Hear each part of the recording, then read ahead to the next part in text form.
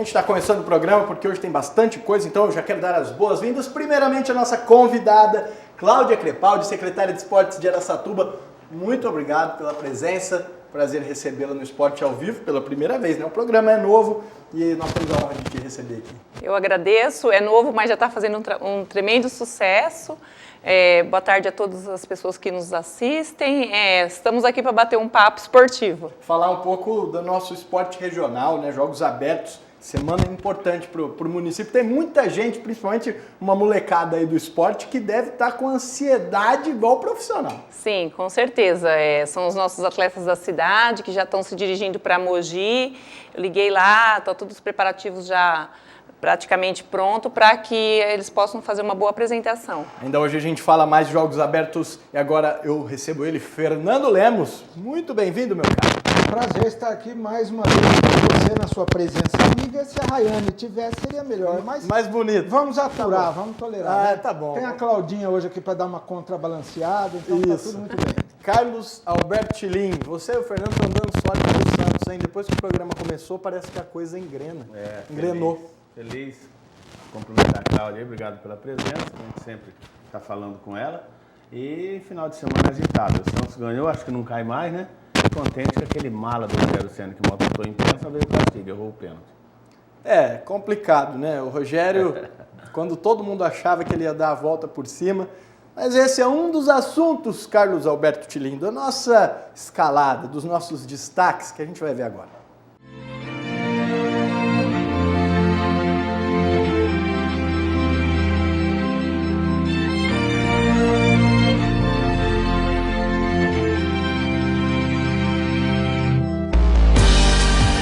Ele estava pertinho do paraíso, prontinho para espantar o tabu de não ganhar do Corinthians desde 2007. Ele foi para a bola, deixou para trás os pênaltis perdidos no ano e... Bom, será que deixou mesmo? Do paraíso ao inferno em 30 segundos.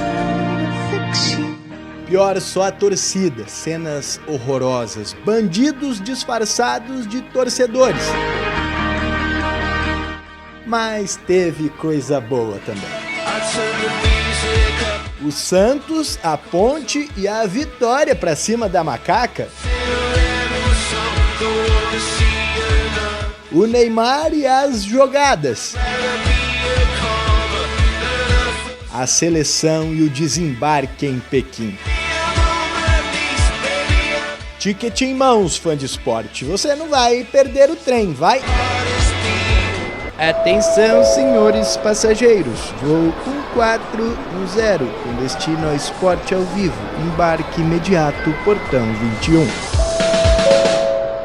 Então você entra no nosso trem porque ele tá cheio de vagões por aqui. A gente já vai começar, infelizmente, com cenas horrorosas, direto do Morumbi, em São Paulo, e a torcida do São Paulo protagonizou mais um episódio que a gente não queria mostrar, mas a gente tem que a organizada, né, Bruno? A organizada. A torcida que a gente fala, a torcida independente, né? Que é igual a Gaviões, que é igual a tantas outras. E eu vou colocar imagens na tela pra gente falar desta pancadaria, coisa horrorosa, todo mundo enfrentando policial. Tinha gente com criança no colo no meio da confusão. Então, aí colocam a culpa no policial, que tá em muito menor número, e tem que aguentar isso aí, Fernando. Que coisa absurda, né? Olha, essas brigas elas estavam se restringindo a fora do campo, né? Parece que voltou para o campo de jogo, para as quatro linhas, para as arquibancadas. Isso aí a gente já comentou várias vezes aqui, torcida uniformizada, isso é uma mácula no futebol brasileiro, uma mancha, precisava acabar essa porcaria aí, só gera violência, não há punição, e exatamente em função de não haver punição, a violência permanece. Você veja, a gente acompanhou os noticiários, ninguém foi preso. O saldo de... Não, prenderam. E depois liberaram. Exato, depois liberaram. Aqui no Brasil só se acha menor de idade criminoso. 2 policiais feridos e um rapaz lá da facção ferido. Ou seja, levaram desvantagem na porrada, né?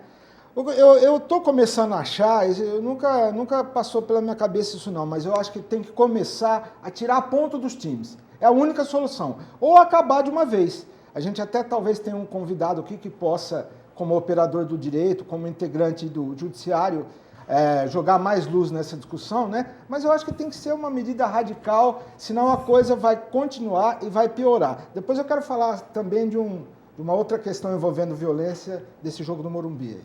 Eu até vou aproveitar, Cláudio, aqui para saber a sua opinião sobre essa questão de torcida organizada.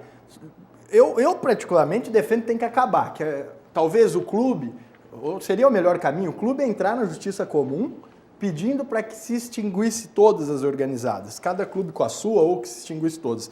Você concorda? Você acha que deveria acabar com qualquer tipo de torcida organizada? Porque o torcedor bom, o que quer assistir ao jogo, não tem como ir ao estádio mais, né? Sim, na verdade a gente parte do princípio que é a torcida desorganizada, né? E isso aí, essa violência, o que acaba acontecendo? Quem sai prejudicado são os bons torcedores. Coíbe as famílias de irem ao estádio, nós estamos perdendo essa cultura que era uma coisa legal nossa. Eu lembro que eu ia com meu pai, com a minha mãe, em Catanduva mesmo, que eram os jogos municipal lá do clube da cidade. Do Clube Atlético Votuporanguense? Não, o Catanduvense. Grêmio Esportivo Catanduvense. Até porque o estádio Você falou Catanduva e eu pensei em Votuporanga. Então, agora eu acho assim, que se as autoridades, os clubes não tomarem uma providência urgente, nós vamos perder essa linha de controle. E eu acho que aí a coisa vai caminhar para sem fim. Então, eu acho que a gente tem que tomar atitude, eu acho que tudo a gente consegue resolver, né? Eu acho que isso aí também tem que chamar à frente as autoridades, os próprios políticos mesmo, sabe? Tentar se organizar para poder coibir isso. Está ficando muito feio, está causando prejuízo, mortes, acidentes, né? Pessoas idosas também com problema de poder ter uma diversão, um lazer, né? Os torcedores mais antigos se afastando do estádio. Isso vai descredibilizando o Brasil, porque nós estamos aí a portas de uma Copa do Mundo. Essas imagens e não são rodaram coisas o mundo, boas, né? que a gente pode estar apresentando para o nosso turista, né? Para o torcedor que vai vir aqui prestigiar a Copa do Mundo. A verdade é que a gente já vê inúmeros problemas, né, com relação a estádios e gastos, e aí uma coisa que poderia resolver os problemas, que seria o legado na questão do turista, de olhar e ver, nossa, o nosso país tem uma paixão pelo futebol. Sim. Que nenhum outro tem, igual não é, pode ser parecido. Agora a gente vai estar perdendo a oportunidade, né? Tilim, você acha que deveria proibir? Você é contra essas torcidas, né? Eu tenho certeza que você é contra. Contra desde Araçatuba, né? Enfrenta o problema que essa Piratas Canarim, que é uma torcidinha de nada e vive fazendo ameaça pra gente. Brigou esses dias, você viu? O campeonato sub-20, né, Cláudio? Sim. Brigou a torcida do Tigrão com torcida do Ar, quer dizer, é um absurdo. É que acabar ainda com aqui, isso. a torcida de Araçatuba ou regional, no interior, ela ainda é um pouco menos violenta, porque entre os membros tem menos bandidos. Agora, você vai nessas torcidas de time grande e organizadas, a maioria ali tem capivara na polícia, o cara é assaltante, o cara é jogo da bandido. Libertadores, nesse ano, a torcida do Grêmio brigando entre elas. Todo dia a torcida do Santos brigando entre elas. Inclusive teve briga Cruzeiro e Atlético também ontem. E punir, agora a justiça não pune. Os corintianos estavam presos em Oruro, estavam brigando aqui. E o pior? É um absurdo. Fernando, os corintianos que foram presos em Oruro, 2 já tinham sido presos e todos eles, quase todos, estavam como convidados de honra na inauguração do Itaquerão. E quem convidou? Diretoria do Corinthians. Essa ligação entre os clubes e as uniformizadas, isso aí já há muito tempo acontece no Brasil. Inclusive, essa ligação inclui também financiamento, né? Esses caras recebem ingresso com preço especial, às vezes até entram de graça nos estádios. É uma bandalheira. A gente pensar, Bruno, que, por exemplo, na Europa é diferente, é também um pouco de complexo de vira-lata. Tem bandido lá e tem bandido cá. Acontece que lá não tem impunidade. Então você veja, volta e meia você, em épocas de Copa do Mundo principalmente, os tais dos hooligans ingleses torcida em mais confusão. violenta do mundo, né? Conhecida assim, pelo menos. A diferença é que a polícia, nas cercanias do estádio, não se fazem de rogado e baixam o porrete nesse povo. Eu estava vendo um documentário do Sport TV esses dias sobre os carabinieri lá na Itália, para a ação de coibimento em relação aos hooligans no Mundial de 1990. Não tem que alisar com bandido e com vagabundo, não. E não entra no estádio. A gente pensa, lá tem bandido, tem mau elemento, tanto quanto aqui. Isso aí é um pensamento. Outro pensamento. Tem alguém que a gente pode qualificar de gente boa nessas facções? Claro que tem, toda regra é exceção. Mas 10, 20%. O resto só está lá para fazer arruaça. Você vê, eles vão em treino, invadem treino em horário comercial, ou seja, ninguém trabalha. Sabe? Não, quem vai ver jogo quarta-feira em Oruro, na Bolívia, você me desculpa. Não trabalha. É gente da pior espécie. Não tem, assim, é uma questão de horário, de fuso. Você não tem como chegar e trabalhar no outro dia. Você sabe bem que o Evo Morales, o presidente boliviano, é camarada do Luiz Inácio Lula da Silva, da Dilma, do pessoal que hoje comanda o Brasil na sua administração federal.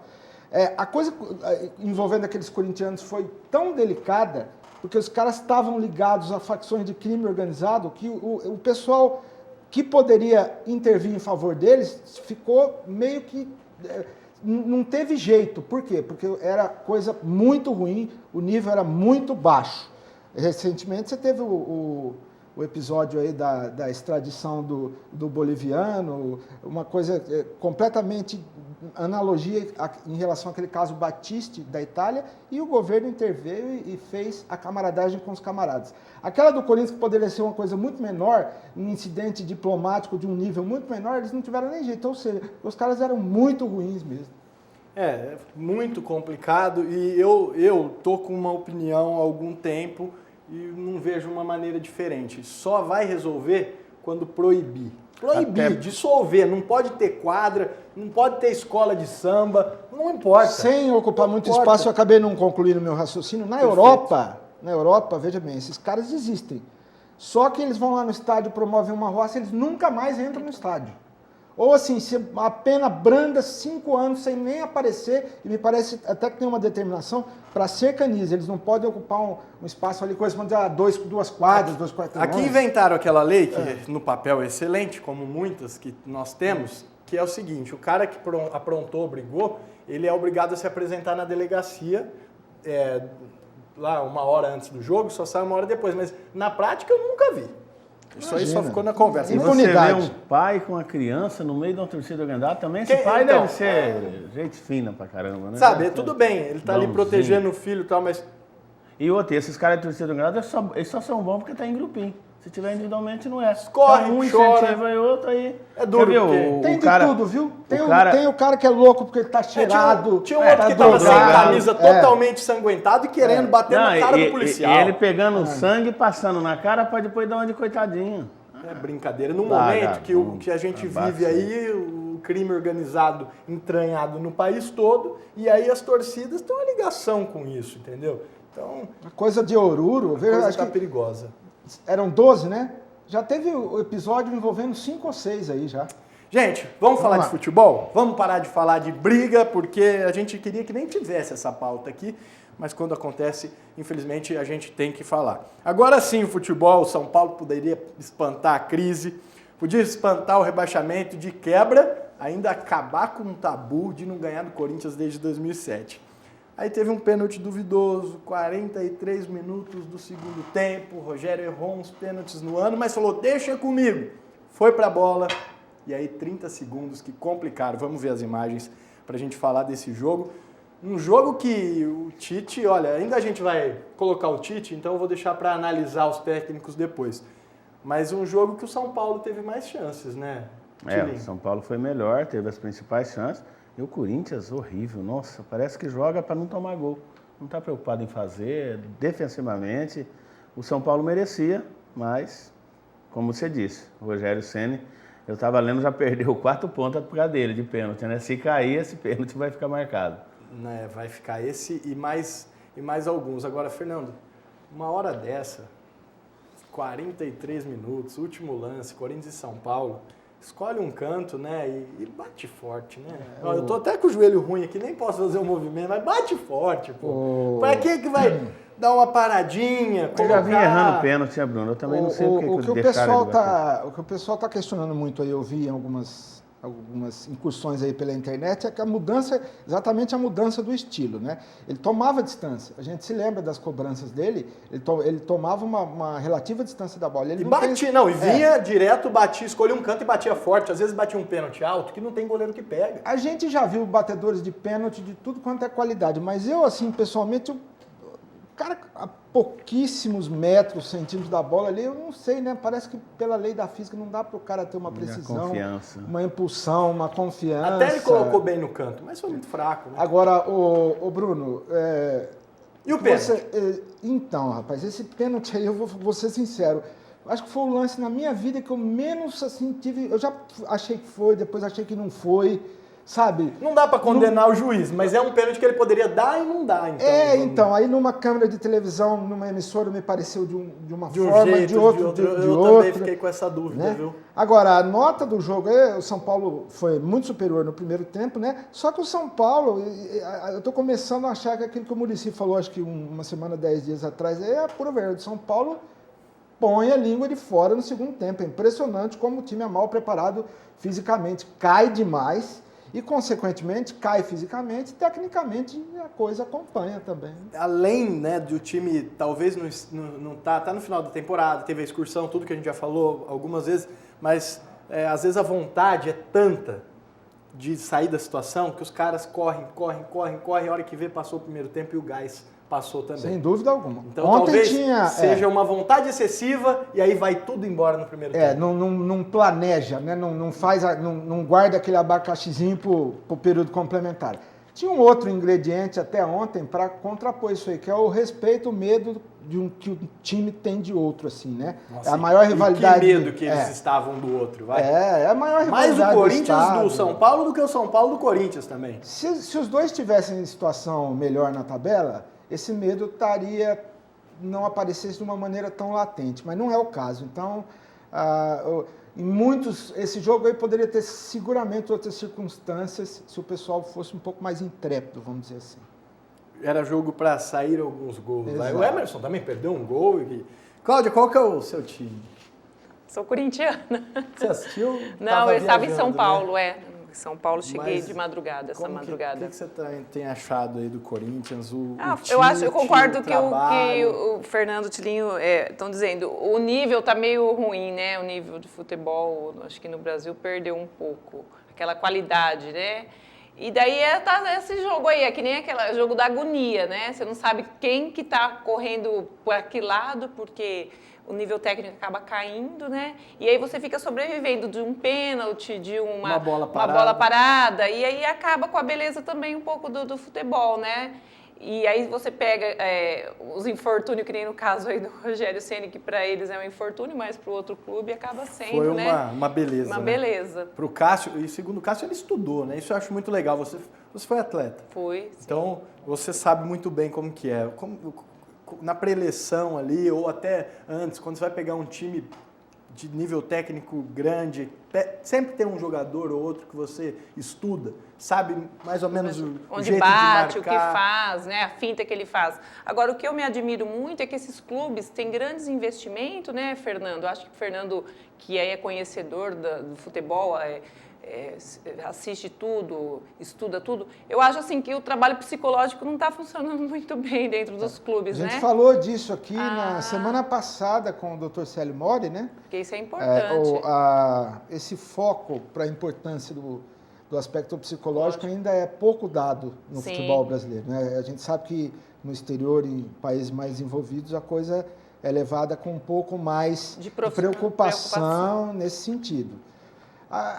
Uma coisa, Cláudia, o brasileiro ele tem umas coisas que, sinceramente, me fazem ter birra.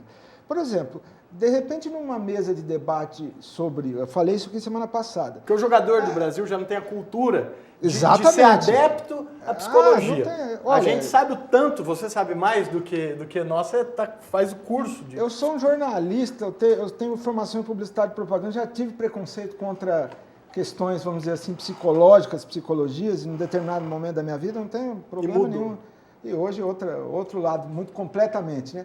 Mas a Cláudia tem toda a razão, faltava lidar melhor com isso, porque seguramente os jogos teriam até, acho que, mais qualidade, né? Seria menos gente expulsa. Eu não sei, é uma opinião aqui, mas eu acho que até o Muricy, ele considera uma bobagem porque ele gosta, ou ele faz um pouco esse papel. Eu acho que ele é um bom motivador, entendeu? Porque quando ele chegou no São Paulo, ele deu um gás.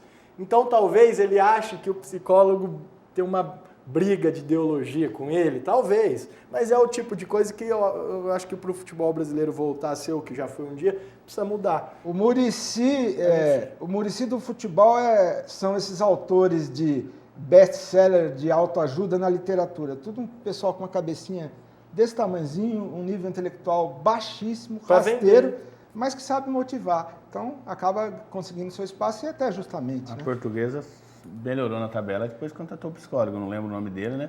Estava vendo uma entrevista esses dias, uma reportagem. Não tinha psicólogo. Olha, é uma informação interessante. Imaginava. Da turma do Guto Ferreira. Indicado por esse treinador que assumiu a Portuguesa, que é dessa nova geração. Um trabalho, mudou o clima na Portuguesa e a Portuguesa melhorou. Se não sai o gol aos 2 minutos ontem, o Atlético Paranaense estava enrolado. Também acho que o Gilberto fez falta. Não vi esse jogo, mas eu acho que eu ouvi falar que passou apertado. Como eu disse, a Portuguesinha, falei que ia cair, sei não, acho que já não cai mais. Mesmo perdendo o Atlético Paranaense, eu acho que difícil tá apostar em quem vai cair. Tilinho, a gente vai fazer um intervalinho, 6 horas e 37 minutos. O Esporte ao Vivo recebe hoje Cláudia Crepaldi, secretária municipal de esportes, Fernando Lemos, Carlos Alberto Tilinho, nossos comentaristas titulares aqui do nosso time. A gente volta daqui a pouco, você pode participar, facebook.com/TV Araçatuba, mande sua pergunta, sua cornetada e lembrando que o nosso programa fica disponível no YouTube a partir de amanhã, é claro, né, para você que está assistindo ao vivo, youtube.com/TV Araçatuba, intervalinho, daqui a pouco a gente volta com as entrevistas de Tite e Muricy Ramalho.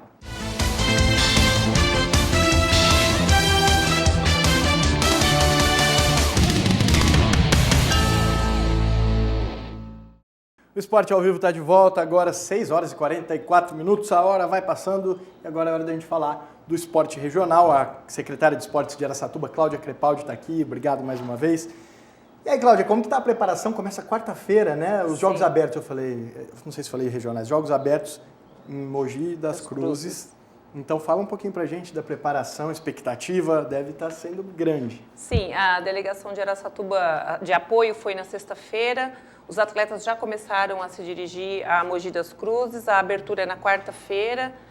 Já começa com as modalidades de ciclismo, atletismo, são praticamente 12 modalidades que nós estamos participando, todos os atletas aqui de Araçatuba. O maior incentivo assim da prefeitura, dos parceiros que tem algumas modalidades que tem os parceiros privados, a cobertura aqui da imprensa, a gente aproveita para agradecer, porque, como eu estava dizendo para o Tilinho, na hora que eu cheguei, nessa fase, né, dos municípios, muitas prefeituras já estão com o recurso praticamente finalizado, né? E nós não, a gente reserva o recurso para o esporte, valoriza os jogos regionais, os jogos abertos, valoriza a ida desses atletas, para fazer uma boa apresentação, damos toda a estrutura necessária para que eles possam representar bem a cidade de Araçatuba. Fica à vontade.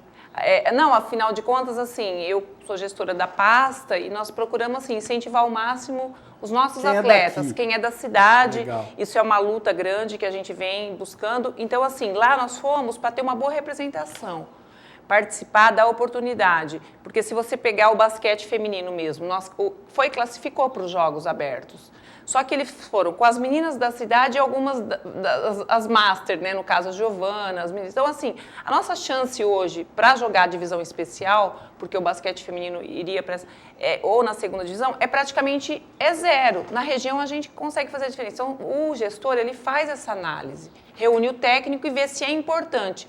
Porque no caso das meninas mais novas, elas teriam assim, um nível muito alto para poder estar jogando. E as mais velhas têm o trabalho, tem toda essa questão. Então, algumas optaram, então, fazer o trabalho aqui nas escolinhas, na nossa iniciação, a Giovana mesmo, para não perder o trabalho que está sendo realizado, fortalecer para quem sabe o ano que vem elas já estejam, as mais novas, mais maduras, para fazer uma boa apresentação.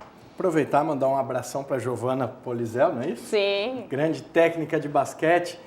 E o basquete no nosso estado é muito forte, né? Então fica complicado, porque às vezes você vai ter que competir com com cidades que têm equipes extremamente fortes tecnicamente. Mas assim, o que é importante, que eu tive a experiência de cobrir algumas idas dos meninos, né? E vocês com toda certeza já o fizeram mais do que eu, mas a emoção dos meninos, principalmente quando tem aí seus 11, 12, aliás, não importa a idade. Agora, a emoção do menino, quando ele entra no ônibus, o pai vai lá e tal, parece que ele é profissional, ele sente uma coisa diferente. Ele aloja e tal. O que é mais legal, o Dr. Jorge Maluli Neto, né, que seu avô falava sempre, o importante é ver seu filho, seu sobrinho, seu vizinho lá ganhar uma medalha, subir no pódio. Isso que é mais legal, porque antigamente, não sei a Cláudia se tem até hoje, Rio Preto, por exemplo, Rio Preto uma vez contrata uma equipe, vamos supor, de vôlei lá de Belo Horizonte. Aí os jogos são em Penápolis. Eles vêm de Belo Horizonte para Penápolis, chega ali, eles ganham e voltam. Eles nem passam na cidade que eles estão disputando. E muitos perguntaram para quem está jogando, como é que é o nome da cidade? Não sabe. Então, quer dizer, isso é a mesma coisa de você pegar um troféu e ir lá e comprar, falar, eu ganhei esse troféu, né? Não tem sentido, então, isso, né, que é valorizar o trabalho que vocês têm feito, né, Cláudia? É valorizar quem é daqui. Não importa o resultado. Lógico que a gente quer ver a cidade bem colocada. Mas antes, um resultado abaixo com o pessoal daqui do que campeão com ninguém da cidade. Até porque você também pede uma ajuda na cidade, a imprensa divulga o trabalho. E quando eles vão lá, é uma resposta para a sociedade do que está sendo feito, a oportunidade do técnico que está aqui. Se você pegar mesmo a Cuca, o salão nosso, ela faz um belíssimo trabalho, rindo, chorando, ela perde aqui para equipes contratadas. A Votuporanga mesmo faz esse tipo de contratação. Então, eles acham que fica mais barato você ir contratar por 1.200 uma equipe de salão para representar nos regionais. Só que agora chega nos abertos, essas cidades estão tendo um campeonato no estado da onde elas vêm. Então, elas não vêm também. Então, aí chama sempre o segundo colocado. Aí, às vezes, o segundo colocado não se preparou porque acabou desistindo, porque foi lá, desanimou, fizemos um trabalho legal, chega lá atrás de fora, a gente perdeu medalha, né? Isso desanima, desincentiva. Aqui, não. A gente, que nem as meninas do nosso ginástica rítmica, elas vão, aí foi o que você disse, tem umas que vão com aquelas bichinho, com o ursinho, porque tem a idade das menores, que também dá para competir, e aí você vê o pai levando a criança, colocando no ônibus, ou o adolescente, é isso que é importante, né? Fazer esse vínculo da cidade, a pessoa pega o jornal Folha da Região, ela abre lá, vê a foto do filho, vê o nome do filho. Eu faço arquivo para o meu filho é jogador, hoje ele joga em Lins porque ele é profissional. Legal. Mas eu pego lá assim, saiu aqui, falou que teve jogo, eu já pego lá, Matheus Crepaldi, eu já quero recortar. Então isso é legal. Por mais que a gente ache que não liga para isso, toda mãe se orgulha de ver o filho falar, meu filho está lá competindo, tem crianças que muitas vezes não têm oportunidade de viajar. Muitos adolescentes. Você sabe, Bruno, que o Tilim fez o comentário agora há pouco, de fato, né? O Maluli foi quem, de alguma maneira, iniciou essa coisa para acabar com essa imoralidade, essa indecência, que é contratar gente de fora para representar uma cidade numa competição que dura 7, 8 dias, depois o cara vai embora. Folha da Região, sempre é uma bandeira, né, que nós erguemos já há mais de 15 anos. Eu tenho impressão que, inclusive, esse trabalho que a gente fez, de alguma maneira, influenciou nesse primeiro momento com o Jorge Maluli. E mais, agora sendo justo, né? Mais recentemente, a partir da gestão da Cláudia, que iniciou em 5, 6 anos, foi que isso se intensificou de uma maneira realmente efetiva, né? Hoje é 0, né, Cláudia? No começo ainda tinha um ou outro. Porque, assim, para compor a equipe, né, ajudou alguma coisa. Agora, que nem você mesmo disse, né, se a gente não tem esse olhar, se ninguém coloca a mão na ferida, que como a Folha da Região fez, mostrando pra gente, a gente acaba, por conta de resultado, indo naquela onda, surfando nessa onda errada. Por quê? Nós importávamos, Fernando, ginástica rítmica de Birigui. Araçatuba não tinha histórico Araçatuba não tinha histórico de uma ginástica aqui com potencial. Hoje nós somos referência no estado de São Paulo com a nossa ginástica. Então, aí é que tá, a partir da base. Isso aí serve para futebol, serve para qualquer modalidade. É o projeto que elas têm lá da professora da ginástica rítmica. É difícil demais. Começar a formar, por quê? Você não tem resultado do dia para a noite. Você começa a formar, mas o pessoal que vai sendo é muito novo. mas daqui a uns anos o ciclo vai se fechando. A gente tem que ser justo. A gestão da Cláudia, no caso, o viés da administração municipal atual sempre foi para voltar-se para uma questão mais do social, no que diz respeito ao esporte. Isso é elogiável, a gente sempre acompanhou e teceu elogios nesse respeito, porque tem que ser por aí. Esporte é fomento, é formação, é lazer. Profissional deixa para o futebol. Ou para as equipes de outras modalidades, né? A gente fica até feliz que quando começou a ginástica, né? Eu fiz uma matéria lá da Ângela, ela ligou, puta, depois que na Folha da já aumentou o número de... Bruno, já a gente houve fica feliz de ter aberrações. participado disso aí. Já houve aberrações assim, de a gente ver, Araçatuba tinha uma equipe de karatê e aí competia com uma equipe de karatê, sei lá, de Londrina, que perdia para a equipe de Araçatuba, que disputou por Birigui. Eu me lembro em 1990, eu lembro até o nome do cara, Celso Olímpio Gonçalves. Esse cara veio aqui, ele foi medalha de ouro na prova do lançamento do disco, atletismo nos Jogos Abertos do Interior, o último ano que Araçatuba foi, 98, perdão, o último ano que Araçatuba foi sede. Aí eu falei, poxa, deixa eu ver quem que é esse medalhista de ouro. O fotógrafo nosso estava no estádio, teve a sorte de fotografá-lo. Eu cheguei ao estádio, quem é? Não, ele mora em, sei lá, Santana, não sei o que, já foi, pegou o ônibus, foi embora, ou foi de carro, teve os jogos em Santa Fé, que eu lembro que até Santa Fé sediou. Teve uma equipe lá, contratou argentino, 3 ou 4 argentinos para representar a cidade. Perde Isso é um absurdo. A essência dos Jogos Abertos, porque a essência, o que é? É formar, é revelar, no mínimo, que é, eu acho que o mais importante, no mínimo que é o mais importante, formar o cidadão. Agora vamos falar outra coisa. Você pegar o menino e dar um caminho diferente para ele. Tem esse aspecto positivo, esse viés social que eu falei, da gestão da Cláudia, do pessoal que hoje administra. A consequência imediata é essa não necessidade de importar, isso é um gol. Eu sempre registrei isso para a Claudinha, é um gol de placa que eles fizeram. Agora, a própria competição em si, os jogos regionais, os Jogos Abertos do Interior, caiu muito de expectativa, de interesse, de rendimento, sabe? Essa coisa de até primeira a mídia divisão, já deu mais, não no caso do jornal, porque o jornal nunca deixou, isso, olha, sem é uma dúvida, coisa de verdade. Agora, a mídia televisiva, inclusive, deixou muito de lado. Era uma coisa que se fechava links, todo mundo sem entrava dúvida. ao vivo. Quarta-feira era o dia assim, de todas as emissoras estarem ao vivo e tal. Agora a coisa parece que deu. Você quer ver? Ó, hoje a gente tem um filtro aí para avaliar como que a gente vai agir na cobertura esportiva. Então, por exemplo, cabia perfeitamente, anos atrás, uma página de Jogos Abertos do Interior. Hoje é um abre, no máximo um abre, uma sub, é o interesse que gera, que desperta. Infelizmente. Vamos virar a página aqui e voltar a falar um pouquinho do Campeonato Brasileiro. A gente falou do jogo, falou do Rogério Ceni, mas a gente não falou da tática, porque foi muito interessante a proposta dos dois técnicos, né? Talvez a proposta do Muricy foi muito mais interessante que a do Tite, mas a do Tite, criticamente falando, a gente vai falar aqui, foi interessante. Muricy Ramalho primeiro, depois do jogo de ontem, vamos ver. Eu acho que no primeiro tempo a gente jogou muito bem, a gente realmente teve o controle do jogo, ou seja, teve uma boa posse de bola, o meio campo nosso, os volantes e o Jadson realmente dominaram, né, o setor de meio campo, que é o setor mais importante de um time, e criamos algumas oportunidades, né? Eu acho que no total do jogo, ainda mais com a oportunidade de pênalti, é claro que a gente teve mais chance de ganhar do que o Corinthians. Mas às vezes mas aí nós temos que separar as coisas, né? Porque aí está sendo cobrado como batedor de pênalti. Tem razão, né?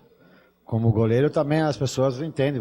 Eu, por exemplo, que ele tá pegando muito bem. Ele tá sendo cobrado por uma coisa que ele está falhando. Isso aí é uma coisa natural, né? A gente não pode ir contra isso, né? A gente quando recebe uma crítica dessa é uma coisa específica.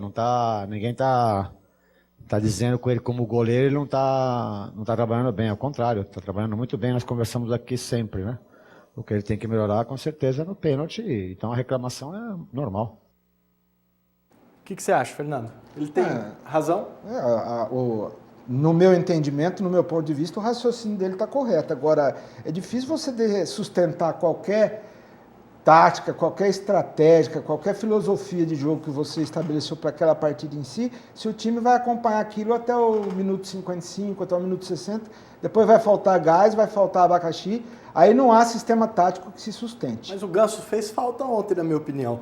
A gente criticou tanto, e aí de repente ele começou a jogar, e aí ele não joga, e teve uma bola ou outra que eu via o cara segurar assim, e a opção, ele tocava errado. Agora, se é o Ganso... É um jogo mais cadenciado, né? O Muricy se referiu exatamente aí agora à questão da aproximação das linhas dele, da linha de frente com a linha do meio, o volante no trabalho ali com o Jadson, e foi eficientíssimo no primeiro tempo. A gente viu um domínio bem amplo do São Paulo. Eu acho que a reação do Corinthians no segundo tempo, quando conseguiu equilibrar mais a partida, acho que até teve um pouquinho melhor, foi mais em função do desgaste do pessoal do São Paulo do que propriamente de mérito do Corinthians. Agora o Tite, depois a gente vai criticar, porque eu acho que ele entrou com uma proposta de time pequeno, mas o Tite, ele acha que o ataque do Corinthians vai ter uma melhora, pelo menos ele está apostando nisso, talvez o cargo dele dependa disso, vamos ver. Tem que olhar sobre o fato isolado e eu tenho que ter o discernimento e ser ético na hora do momento difícil, de uma pontuação que não é condizente com a do Corinthians, e no momento da vitória. Eu não posso modificar a minha ética, modificar o meu bom senso, modificar em função da minha posição na tabela. O resultado foi justo. Essa é a minha opinião, em função dos tempos distintos e das oportunidades criadas pelas duas equipes. Vai acontecer na hora que as possibilidades do meio para frente retornarem. Pato, Guerreiro, Renato, é inevitável. O processo de criação ele sempre é mais difícil. Hoje nós conseguimos com transições, até pegando o Macedo, que aqui, há 10 dias, 15 dias não estava aqui. Todo o processo de criação e de ajuste na frente ele está sendo, e nós estamos sofrendo em função disso. Vamos para a escalação do Corinthians antes da gente comentar. Cássio, Alessandro, Gil, Paulo André, Fábio Santos, Ralf, Edenilson, Guilherme, Danilo, Romarinho e Emerson. Agora, note você o seguinte, Alessandro, lateral direito, Edenilson, lateral direito. Os dois entraram fazendo quase a mesma função. Um defendendo, o outro atacando. Nunca vi isso na vida. A gente já viu jogar com ala, mas dois laterais. Exatamente. No 3-5-2 é outro nesse caso desenho. São dois laterais direitos. Dois laterais. Outra coisa, ele entrou com... Vamos supor que o Edenilson não seja lá no meio do jogo, ele mudou de posição. Então ele tem Edenilson, Guilherme, e depois ainda entrou o Ibson e o Ralf. Quer dizer, 3 volantes. Em certo momento do jogo ele chegou a ter 4 volantes, vamos dizer assim, de origem. O que é consenso aí em relação a esse jogo no primeiro tempo? O São Paulo teve amplo domínio. Ou seja, se o Tite queria o que se chama na bola povoar o meio de campo, ocupar aquela região ali para o time dele sobrepor o outro na criação, foi um fracasso. Ele foi, talvez, conseguir um pouco de reação depois que ele mexeu na configuração. Quando ele fala das ausências, o problema ali, ele cita 3 nomes, que seriam, assim, 2 para matar e 1 para criar, Renato Augusto. Desses 3 que ele fala, Renato Augusto, Guerreiro e Pato, tem 2 que têm problemas clínicos que fazem com que sejam jogadores não confiáveis. De fato, a missão fica mais difícil, né? E agora, uma coisa que eu não imaginei que um dia fosse chegar sequer a cogitar. Começando a achar que o Paulinho está fazendo mais falta para o Corinthians do que o Neymar para o Santos. Impressionante uma coisa dessa. Olha, eu até acho que ele esteja fazendo... Agora, eu não acho que a culpa é assim. A peça Paulinho, ele faria falta até em qualquer time, na minha opinião, mas a proposta do Tite... Eu gosto do Tite, eu acho um técnico sensacional, caráter que a gente podia ver assim... mais no futebol, né? Mas a proposta, e é uma coisa assim, vou até usar um exemplo de um que eu não gosto, que é o Dunga. Não gosto, não como pessoa, mas como técnico. O Dunga estava no Internacional e cada revés ele tentava colocar um time mais defensivo. Aumentava um volante. Treinador medroso. Não, cada vez, ele sempre foi retranqueiro, mas cada revés ele deixava o time... E o Tite está indo pelo mesmo caminho. A cada vez que o Corinthians não engrena, ao invés dele tentar fortalecer o ataque, a criação, armar meios do time chegar, não, ele sobrecarrega os atacantes na marcação e me manda 4 os volantes. Eu acho que tem um outro aspecto aí que é crucial. No caso do Corinthians, é a má fase do Danilo. Eu acho que a gente vê assim, é perceptível que ele não está, eu não sei se ele teve algum problema de ordem pessoal, física, ele não está rendendo 20%, 30% do que ele rendia. É duro de cobrar uma regularidade de um jogador que tem uma idade avançada, anos, sem né? dúvida, mas assim, então, aí fez muito, mas não dá para ter uma regularidade. Eu não estou advogando em favor do Tite, de não. Ninguém, eu estou só colocando, fazendo algumas ponderações, sim. né? Alguém pode, ele pode chegar e falar pra gente assim, a gente fez um comentário em cima do que você falou do Edenilson. Olha, tudo bem, mas eu corrigi no segundo tempo, mudei a dinâmica, não estou exatamente nem certo em relação às alterações. Então, isso aí é um peso morto, né? Meu Deus. Mas o Corinthians eu acho que vai ser por isso aí. Eu tenho uma ideia. Tabela. Jogar a bola pra você, fala do Y pra nós. Não. Só 2 palavras. Não joga no Mael. É bom que a gente joga pro Tilinho, ele já Resolve. Você vai ver. O Y não é titular nem no Barça, que é o último colocado do Mael. No Barça não, o Barça hein? do Mael aqui. Do Barça do Mael aqui, que é o último Mael. colocado da Copa lá. E você, Cláudio, acha E que ele o Tite, falando que da esperança é o Pato, nossa, grosso do jeito que é, e do jeito que tá jogando mal. não tá amar o seu encaixando. Corinthians. Agora, Cláudio, você acha que o Tite tem vida longa ainda no Corinthians ou o ciclo tá quase acabando? Eu acho que o ciclo está quase acabando. Como Acho que- corintiana, qual que é a Como sua corintiana. vontade? Não, Se fosse pra você como você escolher. disse, né? Ele acaba colocando os jogadores na defesa, né? E não é o estilo do Corinthians, né? O estilo do Corinthians é ir para frente, é fazer gol. Então, eu acho que isso aí vai criando um desgaste entre ele, o clube, os torcedores, a diretoria. Então, eu acho que ele tá indo, esse caminho vai acabar sendo natural mesmo. É bem complicado. Vamos mudar de assunto dos técnicos com problemas, porque a gente vai falar ainda de um cara que foi do São Paulo. Ele saiu um pouco desacreditado, aí foi para Minas. E parece que lá tem alguma coisa que o jogador se encontra. Ele está jogando um bolão. Vamos ver aí o gol do Fernandinho. E valeu o jogo a pintura do gol dele, Golaço, né, Tilinho? hein? O que foi isso aí? Golaço. Consciente, né? Deu drible, bateu consciência. Será E que- ele falou no intervalo, agora eu vou voltar, vamos voltar a fazer o gol e ganhar o jogo. E ele fez realmente Fez o gol. E você acha que o São Paulo está com saudades dele? Com certeza, né? Engraçado, tem jogador Na que... fase que o time tá. Tem jogador que rende num time, não E no outro não rende. É complicado falar isso. Tem time que contrata um... Eu lembro o Palmeiras trouxe aquele Valdir Bigodinho que fazia gol no Vasco pra caramba. Chegou no Palmeiras não fez um gol. Você quer o nome? Aquele Fábio Você Júnior, quer o né? nome? mano? Olha, é opinião minha, mas Complicado. escreve aí. Rafael Marques, quando sair do Botafogo, vai para algum time, vamos fazer festa, apresentação. Vai fracassar. Na É, minha tem opinião, cara que só joga 10 lá. rodadas e vão falar assim, não fez um gol pelo time. O Sei, Santos não quero gorar, não. Eu gosto dele como pessoa, acho um cara Não, sem bacana, dúvida, tudo. pelo que a Mas gente já eu viu não em sei, eu entrevista, tenho esse pé atrás O aí. Santos é pródigo em mandar jogador para outro time e o cara arrebentar e lá não jogava nada, né? Eu vi esse gol do Fernandinho, você sabe que dá até aquela coisa. Fernandinho. Eu me lembro que esse rapaz, eu vi um jogo dele no início, no ano que ele explodiu, acho que era no Grêmio Barueri, se não me engano, no Grêmio Prudente, alguma coisa. Ó, esse rapaz tem futuro. Ele foi horroroso no São Paulo. Teve uma passagem, Horroroso? sabe, lastimável. Até discordo do Tilinho, acho que não tem nenhum tricolor com saudade dele. Não digo saudades, Pela fase que o São Paulo de tá olhar passando. ele assim e falar... Acho que nunca viu. Nunca vi. Nunca viu. O Fernandinho não E- teve nenhum time de zona de rebaixamento no E São estamos Paulo. falando por um gol também, né? Faz até que uns dias ele começa a não jogar nada. Esse Vai gol Ele aí. tem jogado bem. Tem jogado, Eu né? acho que o Bernard era um cara quase insubstituível. E ele veio ali para fazer uma jogada de velocidade e supriu. Não substituiu igual, mas supriu. Esse gol aí do Fernandinho, para mim, é o segundo mais bonito do Brasileirão até agora. O primeiro é um jogador do Fluminense que fez há umas 3 ou 4 rodadas no Maracanã. Não sei se foi um jogo Fluminense Atlético, alguma coisa assim, não me ocorre no momento. Mas foi um gol maravilhoso. E agora a gente vai falar do Tigrinho, esporte regional. Aliás, o Tigrão Sub-20 perdeu, né, Tilinho? Já era esperado, porque disputou o Campeonato Paulista aí com a equipe Sub-17, que disputou o Campeonato Paulista Sub-17, então reforçou com 2 ou 3 jogadores de 18 anos, então é aquela história, a Cláudia sabe bem disso, né?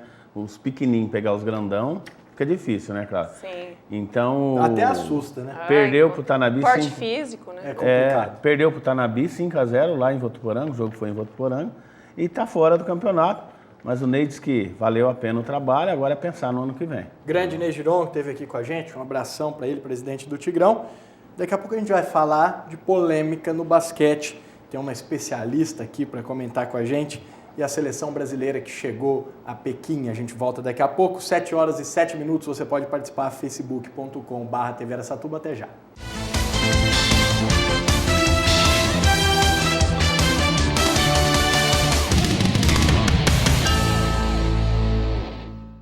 Esporte ao Vivo está de volta e agora para falar de seleção brasileira que desembarcou em Pequim para o amistoso de amanhã, logo mais contra a Zâmbia. Seleção que ganhou no sábado da Coreia do Sul, 2-0, o Neymar jogou bem, o time jogou bem, apesar de ter apanhado bastante. E agora vamos ver como foi a chegada da seleção, que vai jogar no Ninho do Pássaro, belíssimo estádio na cidade de Pequim. Contra a Zâmbia. Imagens aí do aeroporto de Pequim, onde foi o desembarque da seleção brasileira. Paramos da E partida. aí, Fernando, a seleção foi válido para você o jogo contra a Coreia do Sul? Um horário complicado, né? Sábado, 8 da manhã, não teve muita gente que acompanhou, mas a seleção foi bem.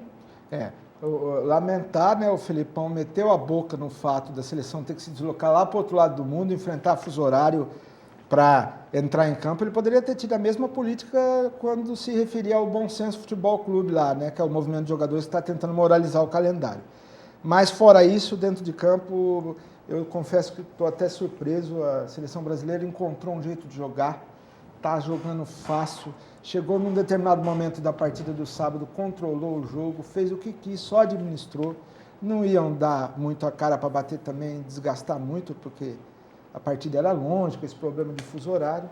Esse teste eu acho que foi válido, né? Uma pena os sul-coreanos não serem mais aqueles jogadores rápidos, velozes, eles continuam sendo, mas antes eram um pouco viris, hoje são maldosos, né? Nunca vi. Foram muito maldosos. Muito, uma coisa escandalosa o jeito que eles bateram, não só no Neymar, como em outros jogadores também.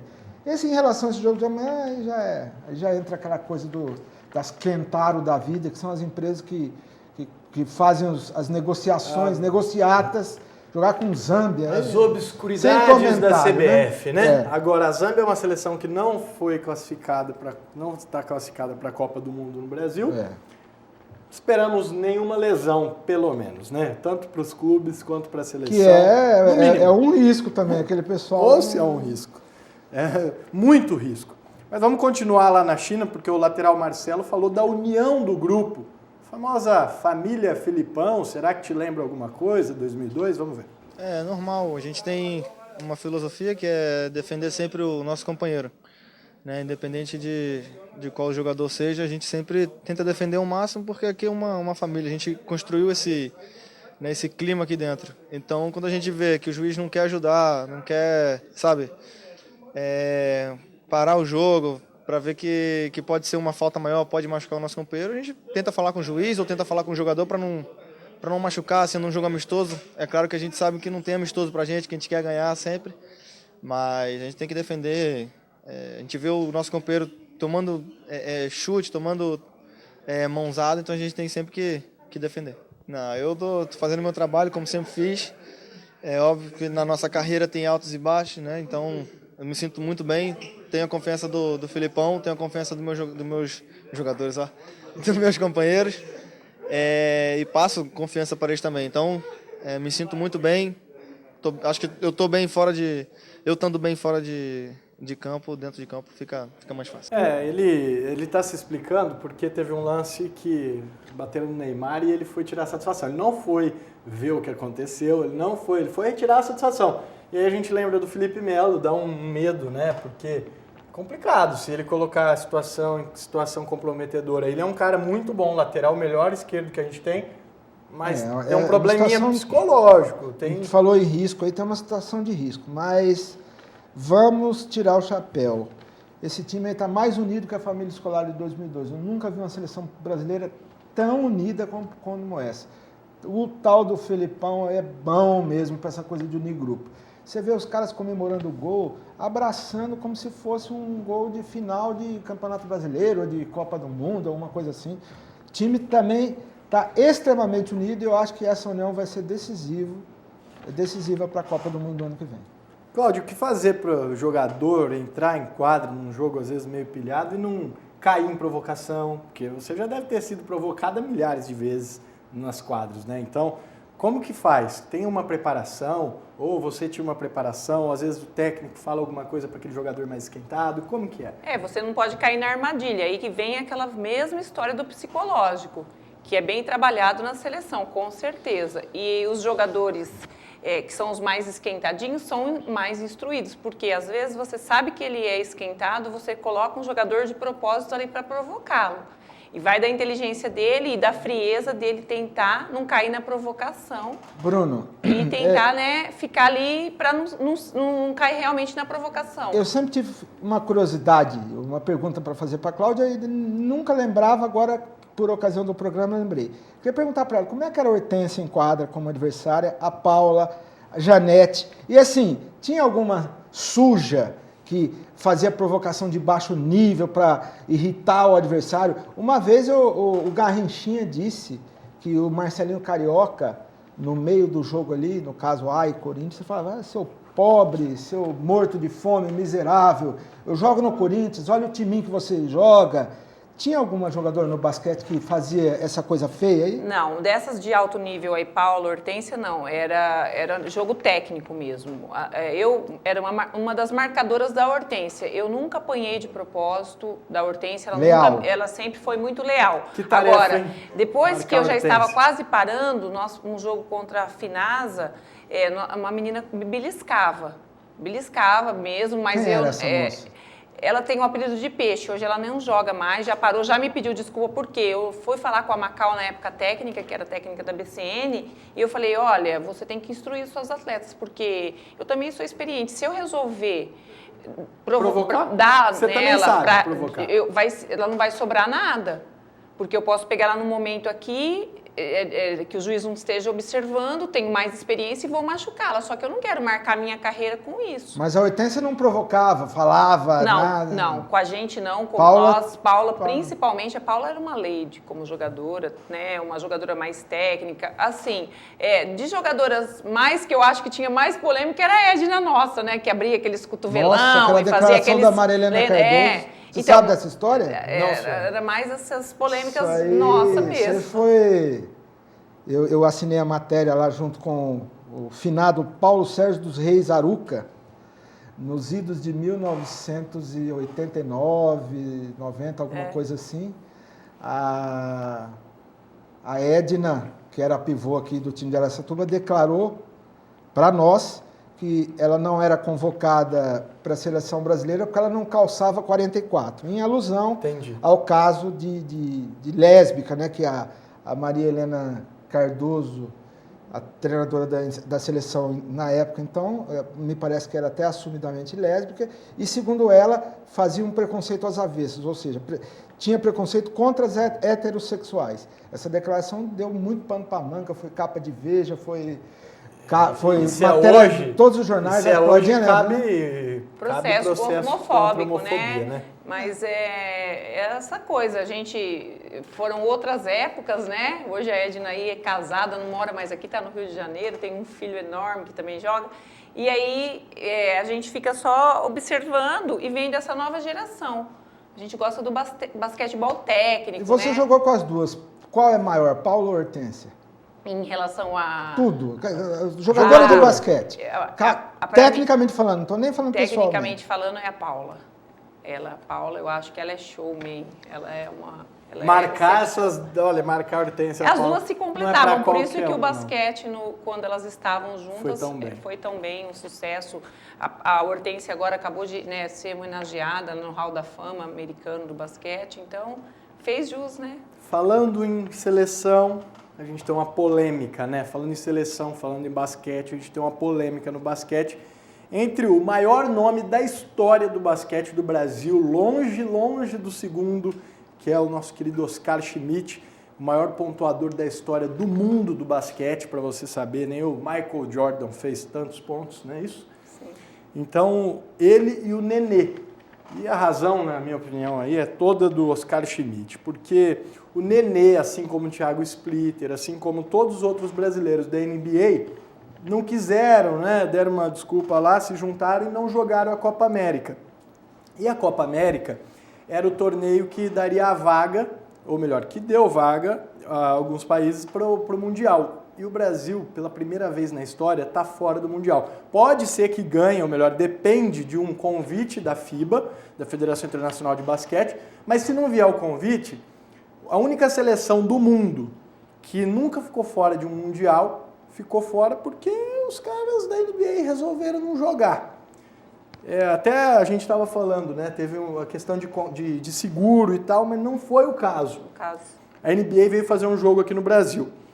É a pré-temporada da Liga, eles mandam alguns jogos para certos lugares do mundo. Foi no Rio de Janeiro, quase 15 mil pessoas.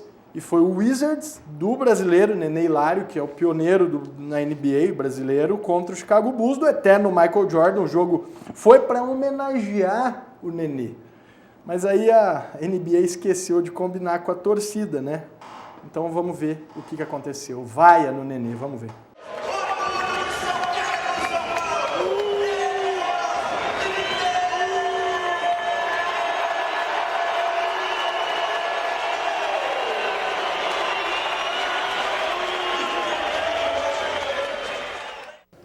Tá na cara. O povo entende tudo. Agora, não sei porque mês passado ele não jogou um campeonato classificatório para o Mundial e esse ano vem fazer uma pré-temporada com o time dele aqui no Brasil. E a NBA não tem nem a preocupação de proteger os caras. Bota aí pro povo vaiar. O que é isso, rapaz? Uma vergonha mesmo. Muito merecida. Aqui se faz, aqui se paga, meu. Não deixa de jogar uma classificação para o Mundial e depois vem jogar no mês seguinte uma pré-temporada com o teu time aqui. O que é isso? Tá de brincadeira? Você tá de brincadeira. Ave Maria. Não tem um elogio nenhum para ele. E vem falar de Brasil aí, do meu país. Não fale de país. Se você não joga na seleção brasileira, você não sabe o que é o teu país. Está sendo convocado todas as vezes, está declinando quase todas as vezes. Para mim é uma vergonha. Eu não devo satisfação a pessoas de pobre de espírito. Todas as pessoas que acompanham realmente o basquete, que seguem, que querem o bem, sabem do que acontece. Com certeza sempre vão ter aquelas pessoas que vêem ao contrário, ou aquelas pessoas que gostam de pegar uma brecha, né, para criar um monstro. Mas eu não fico preocupado com isso, não, que eu estou bem calejado. Todos esses anos aí, eu lutei um combate sozinho, hoje eu tenho companhia, tenho pessoas lutando junto comigo. Eu tive lesões, tive o nascimento do meu filho, né, quando eu pensava que não poderia ter. Quebrei o braço, teve, né, o câncer. Então eu não vou deixar pessoas com egoísta, com pobre espírito que não sabe o que acontece, interferir num plano que já foi planejado pelo Senhor e que irá acontecer futuramente. Agora, tem coisas que muitos dos fãs ou vocês mesmos não entendem, mas que o futuro irá mostrar. Então eu estou bem tranquilo, bem feliz com esse momento, entendeu? Representando não só essas pessoas, mas todos os jogadores brasileiros que representam lá fora. E a gente deveria estar conquistando, a gente deveria estar comemorando, né, um fato inédito, e a gente está preocupado com coisa pequena, com coisa mesquinha e com coisa negativa. Eu acho que é isso que o Brasil tem que mudar, entendeu, para poder crescer. Olha, eu quero que feche bem em mim aqui, ô Nenê. Quem sou eu para falar de você? Você é um dos maiores jogadores de basquete do Brasil, mas para mim já não é porcaria nenhuma. A gente é coisa pequena, a seleção brasileira de basquete, a única da história a participar de todos os mundiais, que teve tantos campeões, do maior pontuador da história do mundo no basquete, e você fala que é coisa pequena. Ah, Nenê, por favor, né? Gente, que coisa, isso me deixa, assim, profundamente chateado, porque eu acompanhei o que vi o que os meninos sofreram, inclusive, aproveitar aqui, antes da gente falar mal, eu tenho que falar bem do Rafael Luz, do Rafael Hetzheimer, 2 araçatubenses, 2 guerreiros, 2 lutadores, os 2 jogam na Espanha. E olha, meninos, palmas para vocês, sabe por quê? Vocês jogaram, vocês representaram, vocês até perderam, mas vocês mostraram que tem aquela coisa de jogar pela seleção brasileira, e não igual esse cara aí. Esse cara aí não precisa nem mais ser brasileiro, arruma lá um passaporte dos Estados Unidos, da Ilha Caimã, vai. Eu duvido se os Estados Unidos chamassem ele para jogar, ele era o primeiro a estar lá. Agora vem falar que seleção é coisa pequena, que o Oscar Schmidt é... Gente... Ô Bruno, eu tô bravo, já tô bravo. Não, você tem razão tô de estar bravo. Eu compartilho aí com a maioria das coisas que o Oscar falou. Algumas ponderações. O Oscar é meio trezão, ele sempre foi meio boca aberta, né? Sempre se caracterizou por isso aí. Ultimamente ele está enfrentando um câncer. Na cabeça, complicado. Exato, muito complicado. O Nenê também enfrentou um nos testículos, que é o mais letal no que diz respeito à propagação da metástase, mas me parece que ele foi muito bem assistido e se recuperou. Criticar essa questão aí dessas deserções aí de jogadores, o Oscar tem toda a razão de criticar, né? A gente sabe que ele é político, né? Já foi candidato 2 vezes ao Senado, andava de jipe com o Paulo Salim Maluf, que era o padrinho político dele. É alguém que eu não simpatizo, mas respeito quem goste. E, sabe, Oscar também, para mim, não é grande coisa, não. Mas é a história dele. Claro, não, mas isso aí é indiscutível. Isso é indiscutível. Assim, eu nunca fui muito de cultuar o ídolo, então eu costumo ser meio exigente com as pessoas. Agora, o Oscar, por exemplo, ele tem toda a razão no que ele fala, mas eu achei lamentável o que ele falou um mês atrás. Essa equipe aí que vocês referiram dos 2 Rafaéis de Araçatuba, elas tiveram... essa equipe teve um problema de um sem número de deserções. Cada dia era um que o Manhano não poderia contar. Na verdade, o treinador. Foi combinado, né? E o Oscar chegou aí fora Manhano, fora o treinador maravilhoso, que acertou o basquete brasileiro. É outro que você tem que bater palma. Ele não conseguiu êxito nesse torneio aí, porque ele foi com a seleção C, com a seleção D. Todo mundo, ninguém topou, o Splitter não topou, o Nenê não topou, o Leandrinho não topou, o Varejão estava, parece, lesionado, né? Então, sabe, como é que faz? Vai cobrar o quê de um cara desse? Eu sinto até arrependimento, Cláudia, de ter torcido... Eu vou sentar do lado da Cláudia, porque esse assunto eu quero ouvir bastante ela, mas eu sinto um arrependimento de ter torcido para o Thiago Splitter na final, até perdeu, né, para o Miami Heat, o time dele.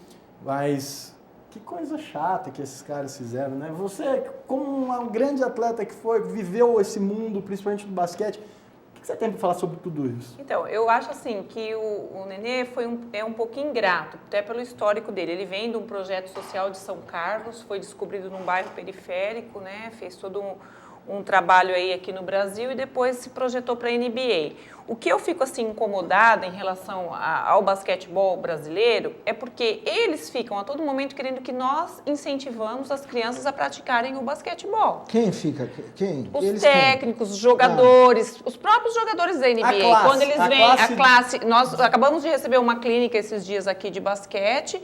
E aí a proposta é o basquete não perder o espaço dele no Brasil, porque o futebol Brasil muito, né? É o país do futebol. Vôlei, né? Aí foi se perdendo por conta de má gestão, por conta de muitas coisas que a gente acaba vendo. Agora, assim, o que eu acho em relação à seleção brasileira, esses jogadores que acabam não vindo para o Brasil, é por ingratidão, porque você consegue, sim, adequar o seu contrato, colocar isso, porque os outros jogadores dos outros países conseguem. Por que o Ginóbili vem? Esses dias teve o europeu masculino, Mark e o Paul Gasol estavam lá. Por que a escola vem? Exatamente. O Turcoglu, o pessoal da Turquia. Copa América, o Escola estava jogando pela Argentina. Que aí você fica batendo palma pro Escola, porque é um tremendo de um pivô.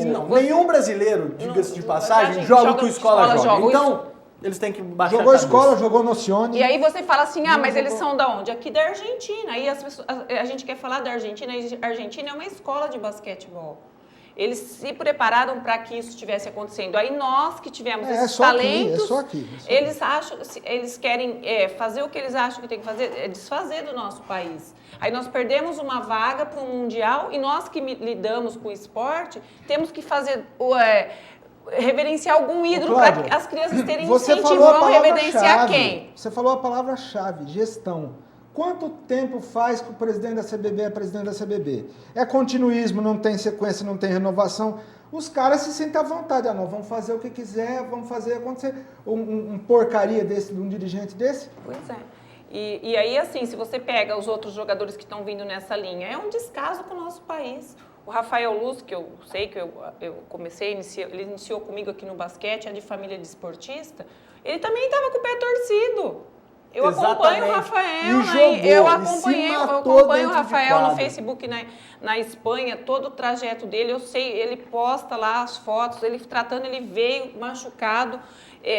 Eu acompanhei os jornalistas, você pega o Vladimir Marques, que foi campeão mundial, eu converso com eles na internet. Você pega o Juarez, que era um jornalista nosso da Gazeta. Araújo. O Araújo, até hoje, né? Ele mora no Rio de Janeiro. Ninguém se conforma com a atitude dos atletas nossos, por quê? É um descaso com a modalidade. E como se incentiva os jogadores no país para que tenha renovação? Com esse descaso, parece que não é importante a seleção brasileira. Só para registrar o nome do dirigente, Gerasimi Boksic, o grego, né? Aí, o presidente da CBB. Você acaba desincentivando. Você desincentiva, porque poucos irão para a NBA. E daí, os que são sortudos, né, afortunados, a gente que tem essa coisa italiana, acaba falando, os que tiveram a sorte, o esforço de estar lá, são ingratos com o nosso país. Aquela primeira deserção grave que foi no pré-olímpico de Mar del Plata. Não era o Maiano ainda. Com o Maiano. Não foi uma deserção tão grande como ainda agora em termos de números, mas teve. O Varejão estava machucado também. Ele até queria ir. E a gente entrevistou o Morto na ocasião. Que é o pai do Rafael. O grande Morto desceu o cacete, como desceu o cacete Oscar, também com razão. Agora, Tilinho, eu quero a sua opinião seguinte. Eu sei que sua praia é mais o futebol. Agora, isso eu sei que você vai poder falar pra gente. O cara falar que a seleção brasileira é coisa pequena e que um dia a gente vai entender... Não digo seleção enquanto CBB, nem enquanto CBF, nem enquanto... CBV, eu digo país, Brasil, nossa nacionalidade. Você acha que é pequeno? O que você acha disso aí? Pequeno é. Já tô com raiva desse sujeito já, porque falar uma besteira dessa, né, que seleção é pequena, quer dizer, como a Cláudia disse, ele tá lá por causa do Brasil, cresceu aqui. Saiu de São Carlos. Em São Carlos. Falar que a seleção é pequena, tinha que proibir ele de entrar no país. Já tô com raiva dele. Eu também. Caça o passaporte, deixa esse sai daqui, vai pra lá. Ele quer. Faz igual o Fidel Castro, aqueles caras nada. Então, eu ia citar esse assunto, mas, gente, eu vou citar duas coisas, já que você falou isso. A primeira é o seguinte, eu não sou a favor do sistema de Cuba, pelo contrário, totalmente contra. Agora, ditadura. Agora, uma coisa é verdade. Em Cuba, o desertor, eu inclusive entrevistei o cubano Camerro na época do vôlei, ele chorou na entrevista porque ele tinha muita dificuldade para visitar a família dele. Por quê? Porque ele era desertor. A partir do momento que você joga fora de Cuba, né, mesmo em clube, você não pode mais jogar na seleção. Agora aqui no Brasil... Isso mudou agora recentemente. O irmão do Fidel autorizou agora o cubano a ser profissional. Exatamente. Por quê? Raul Castro. Porque eles não têm mais dinheiro para bancar o cara. Eu acho que cuspir no prato comeu, eu detesto isso aí. Eu sou, por exemplo, o local da gente, eu sou bairrista, eu adoro Araçatuba. Esse dia tinha um baiano lá, falou assim, na Bahia era banda, volta pra lá, o que você tá fazendo aqui então?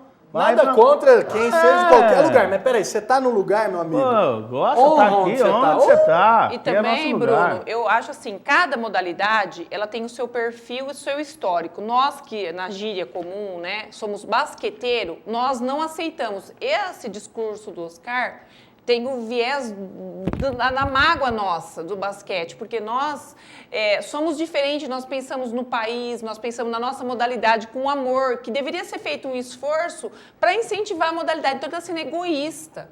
Porque ele se deu bem através do basquete e não está fazendo nada para o basquete para poder nos ajudar aqui no Brasil. Porque você pega um ídolo desse, você pega um jogador desse, se ele vem, se ele chama, mesmo que perca a classificação, é diferente. Você incentiva as nossas crianças, incentiva os nossos jovens. Então, assim, a gente fica... O próprio Fernando falou, eu não sou de cultuar ídolo, mas hoje, para nós que somos do basquete, nós não temos ninguém. Não tem. Nós vamos mandar nossas crianças se espelhar no Nenê?